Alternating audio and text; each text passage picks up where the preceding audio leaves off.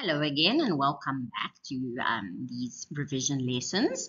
So today we are doing naming substances, so naming chemical compounds. Okay, this is primarily a grade 9 concept where we introduce it, but obviously you do also need to know how to name in grade 10, 11, and 12. So if you hear from grade 9, great for you. I'm going to start with the basics, and if you're in grade 10, 11, and 12 and just need a little bit of extra help, this is also a good place to start. Okay, so let's get into it. So the first thing we need to make sure that we know is the periodic table. Remember, this is the periodic table that you are going to get in your exams, in your cycle tests. It's the same one you should be getting from grade 8 to matric. Okay, grade 10, 11, and 12, you definitely get the same one. This one is then from your exam guideline. Okay, remember this is your tag. It tells you the atomic number and the atomic mass. The thing in the middle is your symbol. Remember, it doesn't always match the name.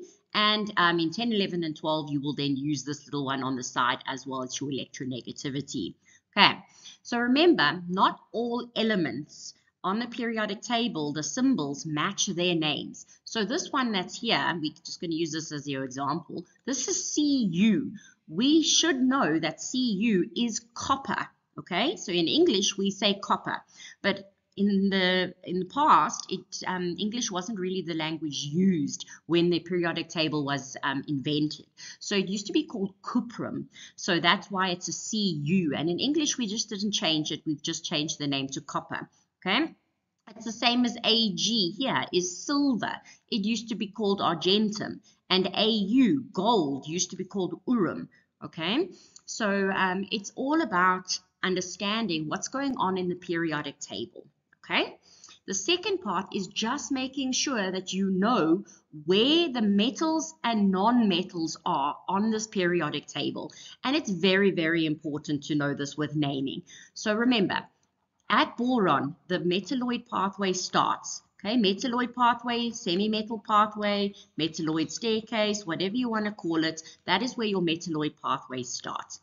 Everything on the left-hand side is a metal. These are all metals, okay? Everything to the right-hand side of the pathway are non-metals. And you need to remember this for what I'm going to do just now, okay? So to the left is metals, to the right are non-metals. And there are different rules for them when you are naming them. You can't use the same rules for metals as you do for non-metals, okay? The metalloids don't really count for naming.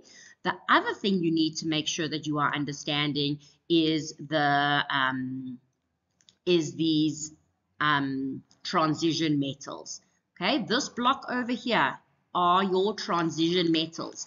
They are transitioning basically between group 2 and group 3. So they have a little bit of something different when we start naming them. So just be on the lookout for that when I get to my rule 2. I call them my rules. Okay, so just know your metals, your non-metals, and then know the difference between group 1 metals, group 2 metals, and here's group 3, and then your transition metals. Very different things that we need to do with them. Okay, then here, these are the 20 elements you need to know off by heart. In grade 8, you need to learn the first 20, and these are my extra ones that I make my grade 9 learners learn extra from the periodic table because they're the ones we like to use all the time. Okay.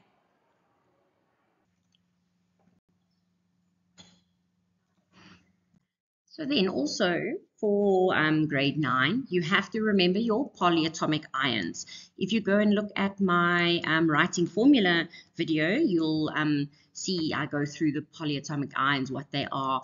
And again, you just have to learn them off by heart. So please do make sure that you are learning your polyatomic ions.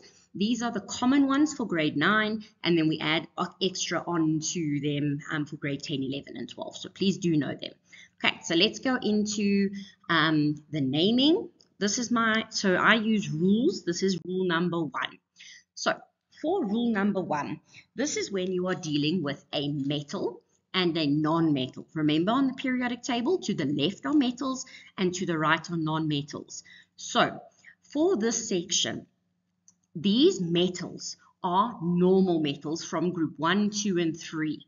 Okay, group I, and I. Group 1, 2, and 3. I call them my normal metals. They are not transition. They're normal metals. Okay, so when you get a normal metal and you combine it with a non-metal element, okay, the metal keeps its name. It's going to stay the same. If it's copper, it's going to stay. If it's calcium, it's going to stay calcium. If it's sodium, it's going to stay sodium. If it's potassium, it's going to stay potassium. It keeps its name. No spelling difference. Okay. The non-metal now is going to end in "ide." Okay. So all of these non-metals need to end in "ide."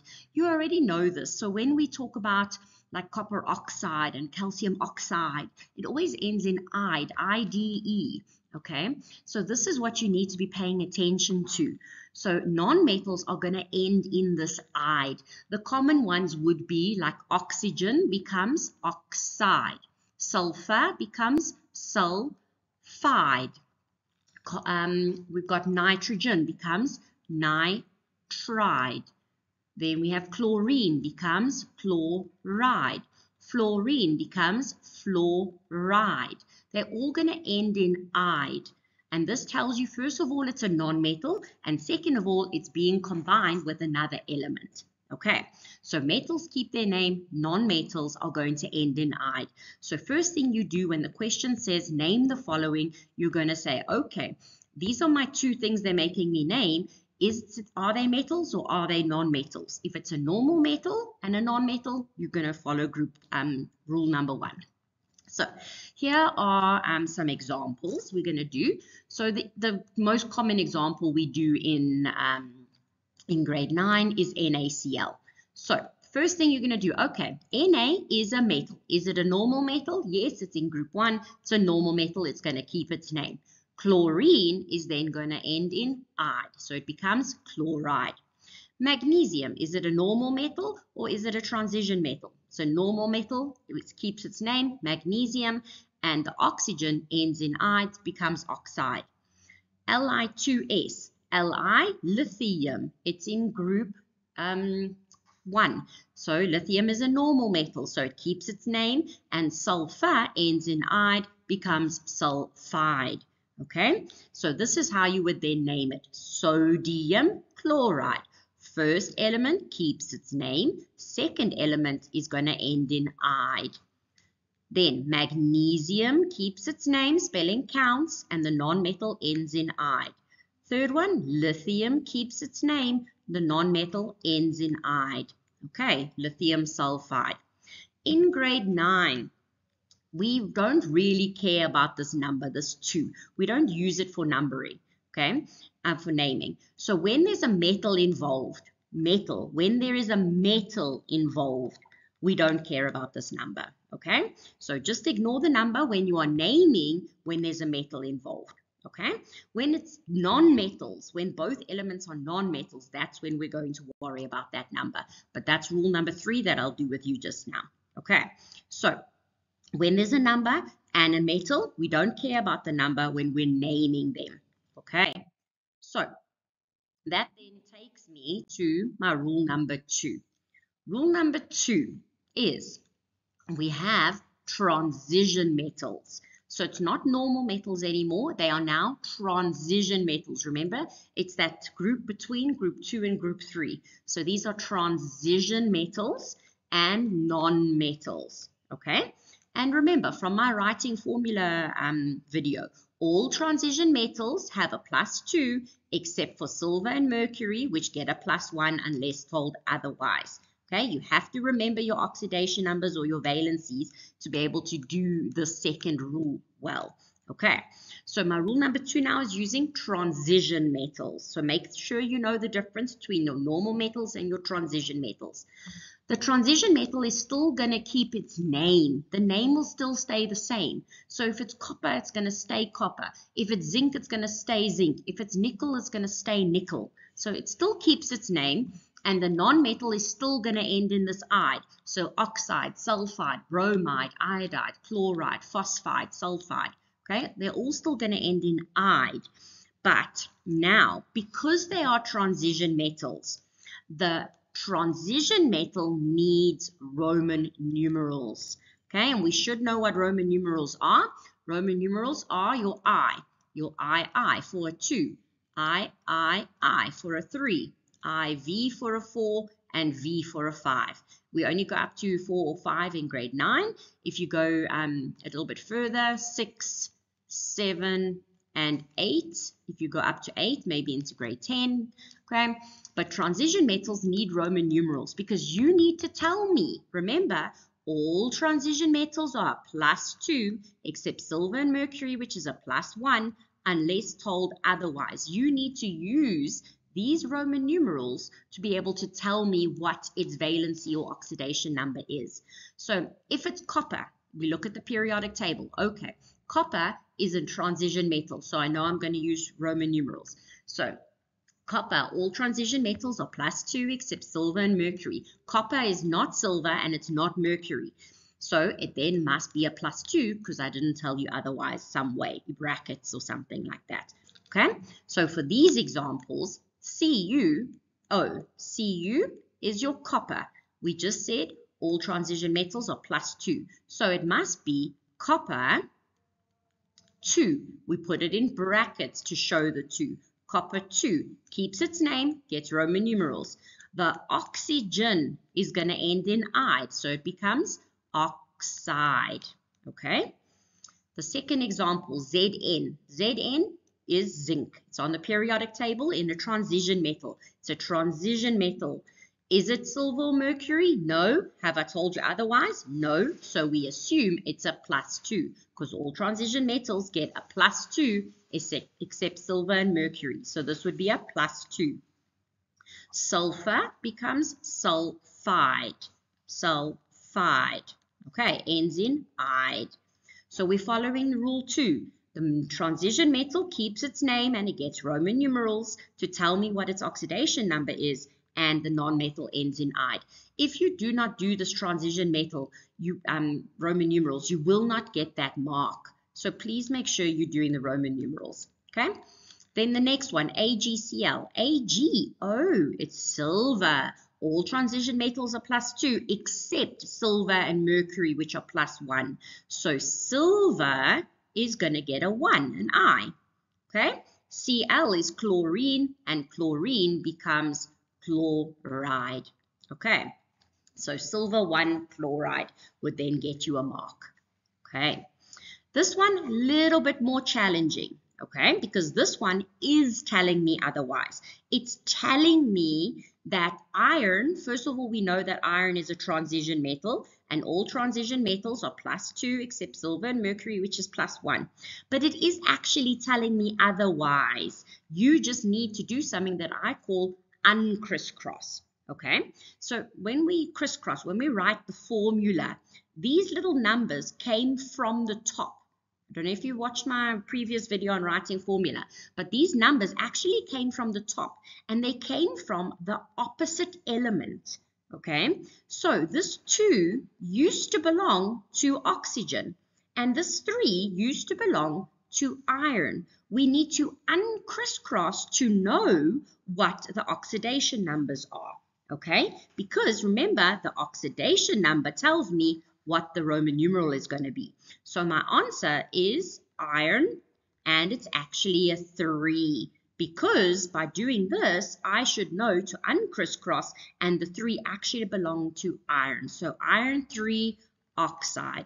Okay, so I've given you examples of all of them are +2s except silver and mercury, which is +1.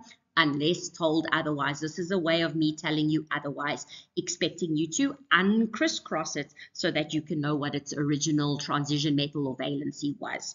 Okay, so that's rule number 2. There's just the answers. Rule number 3. Oh, no, here's some examples first. Okay, so here's the metal name and here's the non-metal. Okay, and then there's the compound.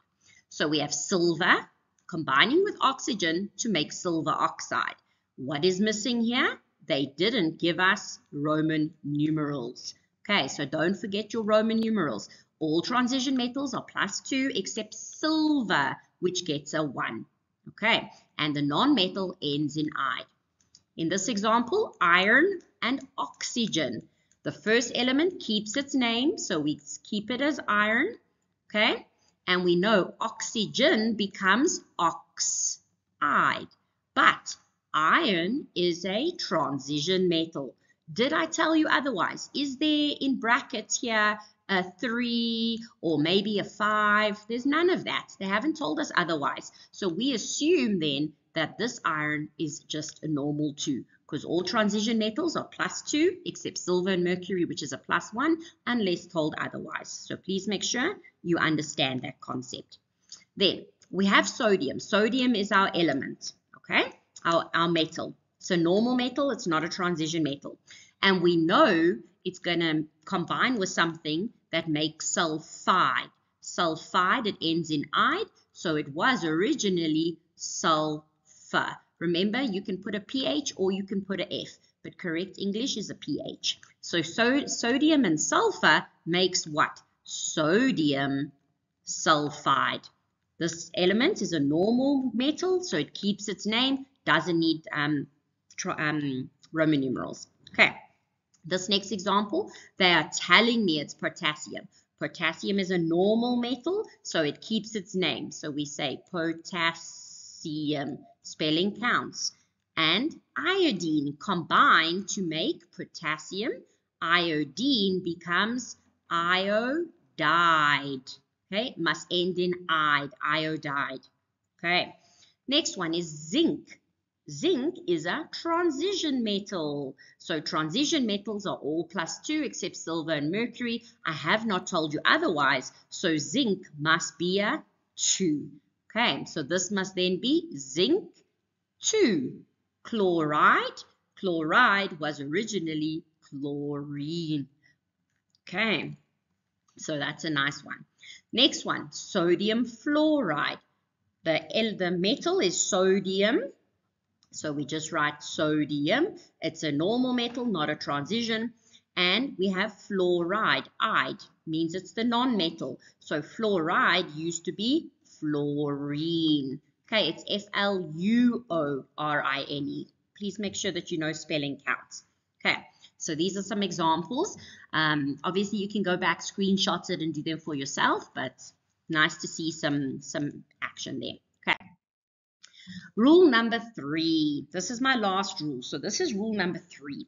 And rule number 3 is all about non-metals and non-metals. Okay. So when you look at the periodic table, you need to identify, is it a metal or is it a non-metal? If it's a metal, is it transition or is it a normal metal? And if it's not a metal, then it is a non-metal. Okay. So same as the previous 2 rules. The first element keeps its name. Even though it's a non-metal, it's still going to keep its name. So if it's chlorine, it's going to stay chlorine. If it's sulfur, it's going to stay sulfur. Okay?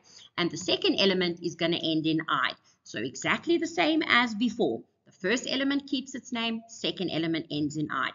But now, to be able to show that these are both non-metals, we need to have something called prefixes. Prefixes. And remember, prefixes come before. So there's mono means 1, di means 2, tri means 3, tetra is 4, penta is 5, and hexa is 6. Grade 9, you'll probably only go up to tetra, okay? But in grade 10, 11, and 12, you might do penta and hexa, okay? But mono, di, tri, and tetra for grade 9. You need to use these numbers because if, again, you have gone and watched my writing formula video, you would know that, let's say this is oxygen, it's a -2, and nitrogen is a -3. Can we crisscross 2 minuses? No. And because we can't crisscross 2 minuses, we've got to be able to use something else when we are naming them, and that is why we use prefixes. Okay, remember, that's why I teach the oxidation numbers, so that you know whether you can crisscross. Remember, you can only crisscross a plus and a minus. You can't crisscross a minus and a minus. And because you can't crisscross a minus and a minus, that then means that we need to do something else, which in this case is using prefixes. Okay, so next we're going to look at is the one rule to this, the one exception to this rule. Okay, so even though mono means 1, Mono cannot go on the first element. Okay, even though something like CO, remember it's C imaginary 1, O imaginary 1. Mono cannot go on the first, but it can go on the second. Okay, so that's the exception to this rule. You're going to use the prefixes to represent the different numbers, but if it is a mono and it's on the first, we can't say monocarbon monoxide. That's not how we name it. Okay, it's just one of the exceptions to the rule. So here's an example. So we have S2. First of all, we need to see, okay, this is a 2. It belongs to this S. Okay, so remember this little baby 2, that tells me how many atoms there are of each one. So there are 2 sulfurs. So 2 is di. You don't need to use capital letters. Okay, it's not somebody's name or anything like that, so we can use baby letters. Di is the 2. Sulfur, it's the first element, and the first element keeps its name. So disulfur. Okay, disulfur. Let's wait for the helicopter to go. Disulfur. Okay, and then the next one is 3. We know 3 is tri. And Cl is chlorine, but it must end in ide. So chlorine becomes chloride. So disulfur trichloride for the mark. Okay. Over here I have N4. There are 4 nitrogens. 4 is tetra. Okay. And nitrogen, it's the first element, so it keeps its name. So it's tetranitrogen. Tetranitrogen. And then there are 5 fluorines. 5 is penta. And fluorine, it's the second element, so it must end in ide. So it's fluoride. Okay, pentafluoride. Tetranitrogen pentafluoride. Okay, so it's pretty simple. You just need to follow the rules. If you're not following the rules, you're not going to get the marks. And they're pretty easy marks in grade 9. And once you get to grade 10, 11, and 12, it should come a little bit easier to you. But just make sure that you're understanding how it works. Okay. So here's just a couple more examples. So we know that mono, even though there's an imaginary 1 here, remember, mono cannot be on the first element. So even though it's the first element, mono can't be on it. If it was a 2, then great, it would be dicarbon. But it's not. It's an imaginary 1, and mono cannot go on the first. So instead of saying monocarbon, we just say carbon. There are 2 oxygens. So di, and instead of oxygen, it's the second element, so it must end in ide, so it's dioxide, 1 mark. And that is why CO2 is carbon dioxide. Okay? Same as before, this is an imaginary 1 and this is imaginary 1. Mono can't go on the first, so it stays carbon. But mono can go on the second, so it's monoxide. You can say monooxide, it's fine, you'll still get the mark, but monoxide is the correct term. Okay, then you get something like this, H2SO4. First of all, your brain should jump to the common compounds. You have to know off by heart. Okay, these are one of them. This happens to be sulfuric acid. So when they ask you to name this, you should be naming it sulfuric acid. But if they ask you for your scientific name, not the common name, okay, there are 2 hydrogens. So it's dihydrogen,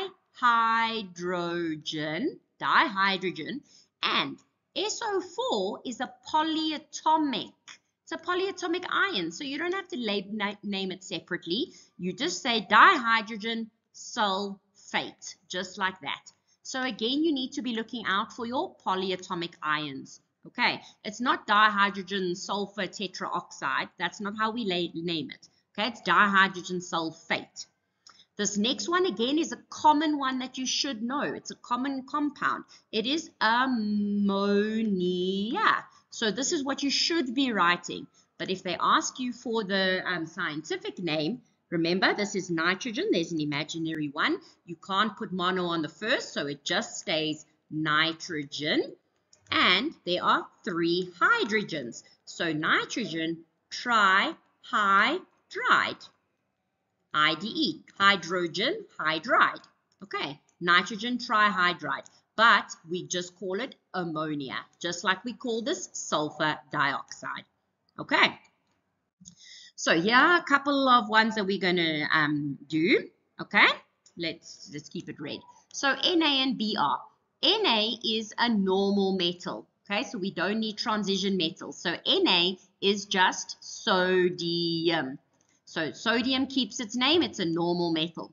Br is a non-metal, and we know when it's a second element, it must end in ide. So bromine becomes bromide. Okay, 1 mark, sodium bromide. It's as simple as that. Okay, the next one, we have a P and an H. P, is P a metal or a non-metal? Oh, P is a non-metal. So we have a non-metal and a non-metal. And when there are 2 non-metals, we must use Roman numerals. Not Roman numerals. We must use prefixes. Okay? And there's an imaginary one here. But do I put mono on the first? No. The first element keeps its name. So it's phosphorus. Phosphorus. And there are 3 hydrogens. So it's phosphorus trihydride. Okay, phosphorus trihydride. Number 3, Ca and O. Ca, calcium. It is a metal, but is it transition or is it a normal metal? It's a normal metal, so it keeps its name, calcium. The non-metal must end in ide, so it's calcium oxide.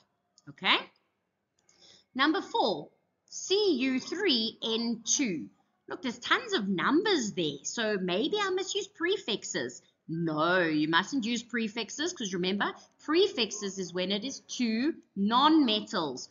Copper, Cu, copper is a metal, but is it transition or is it normal? It's transition metal, so it is Roman numerals. So copper, all transition metals are +2 except silver and mercury unless told otherwise. So let's just check, did they tell me otherwise? This is a 3 here, but did this 3 belong to copper originally or nitrogen? If we uncrisscross, the 3 originally belonged to nitrogen and the 2 originally belonged to copper. So it's actually copper 2 nitride. Remember, nitrogen must end in ide. So copper 2 nitride. You can either uncrisscross or you could just see that the 2 originally belonged to the copper. Okay. Next one, SO3. Okay. Again, SO3 is a polyatomic ion, so you could just say sulfite. So you could just call it sulfite, just knowing that off by heart. It's one of the polyatomics you have to know off by heart. Or if you want its chemical name, sulfur is a non-metal and oxygen is a non-metal. They are both non-metals, so we must use prefixes. Sulfur is the first element. It keeps its name and it's got an imaginary 1. So it just stays sulfur. There are 3 oxygens. So 3 is tri and oxygen becomes oxide. Sulfur trioxide. Okay? Next one, N2S. Are they metals? No. Nitrogen is a non-metal and sulfur is a non-metal. They're both non-metals, so I must use prefixes. So the 2 belongs to the nitrogen and the 1 belongs to sulfur. So there's 2 nitrogens, so we know it's di. Nitrogen is the first element. It keeps its name, so it's dinitrogen. And the S, it gets the imaginary 1. I can put mono on the second. Okay, so monosulfide, because remember, the second element must end in ide. So dinitrogen monosulfide. Okay. Number 7, Li2S. We already did this one. Okay, Li is a metal. Okay, and metals keep their name. S is a non-metal. Okay, it must end in ide. Because there's a number here, do we care? No. When the numbers are with the metals, we don't care about the numbers. So lithium keeps its name and sulfur must get an ide. Okay, we don't care about these numbers because it's not a transition metal, it's a normal metal. Okay, here we cared about the number because it was a transition metal. Here we don't. Okay, next one is BF3. Is B a metal? No, B is boron. It's a non-metal. Fluorine is a non-metal. Because they're both non-metals, they get prefixes. There's an imaginary 1 here and a 3. So boron stays boron. It's not monoboron, it stays boron. Okay, and there are 3 fluorines. So it is tri. And instead of fluorine, we say fluoride. It must end in "ide." Boron trifluoride. Okay. MgBr2. Mg is a metal. It's not a transition. It's a normal metal. And it keeps its name, magnesium. Br2. We don't care about the 2 because it's a normal metal. I don't care about this 2. It doesn't have any influence in me naming. So magnesium. And this is Br, it's bromine, which must become bromide, must end in "ide." Okay, last one. We have BeOH2. Be is beryllium. Beryllium is a metal. Okay, there's no number down here. So beryllium stays the same. And OH is a polyatomic ion. Again, you have to learn these off by heart. OH is a polyatomic ion. It is called hydroxide. So it's beryllium hydroxide. Okay. I hope this has helped. Please make sure that you are doing lots of practice work and things like that. You're not going to get good at this unless you practice. Okay. Thank you, and I hope it helped.